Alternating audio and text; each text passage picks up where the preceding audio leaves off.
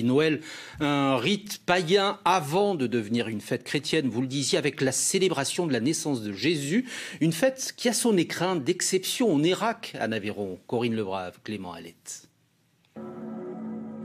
Elle fait la fierté du village et de l'équipe de passionnés qui chaque année à Noël l'installent, construisent les monuments qui la composent.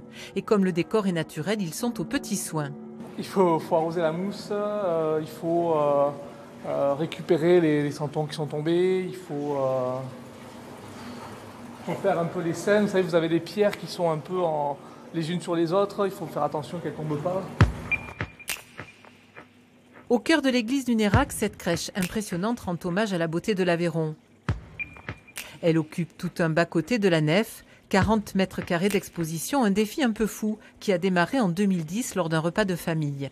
Il y a eu une petite rupture pendant les années du Covid. Donc là, on est à la 9e réalisation, 9e ouverture au public.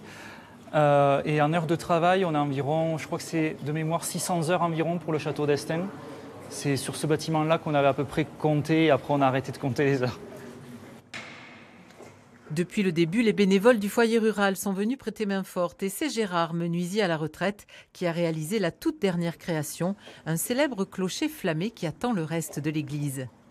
C'est vrai qu'on avait fait Estaing, Spalion, j'ai 5 hommes, tiens pourquoi pas 5 hommes le clocher, c'est quand même typique. J'ai dit on va essayer de le faire, bon j'ai essayé de le faire, mais le problème c'est que je me suis pris un peu tard, je n'ai pas pu le faire parce que ça m'a pris beaucoup plus de temps que je pensais. De tous, c'est peut-être le maire du Nérac qui est le plus émerveillé. Ces décors, c'est fabuleux. Chaque année, il découvre de nouveaux détails. C'est la plus belle de l'Aveyron, c'est sûr. Parce que vu le travail, vu la conception, vu tous ces éléments naturels et tout, je pense que c'est la plus belle de l'Aveyron. Oui. Peut-être même plus loin que l'Aveyron. L'équipe de bâtisseurs ne compte pas s'arrêter là, mais faute d'espace, les futures réalisations seront plus modestes et la place sera faite aux animations. La crèche du Nérac se visite gratuitement jusqu'au 30 décembre, tous les après-midi.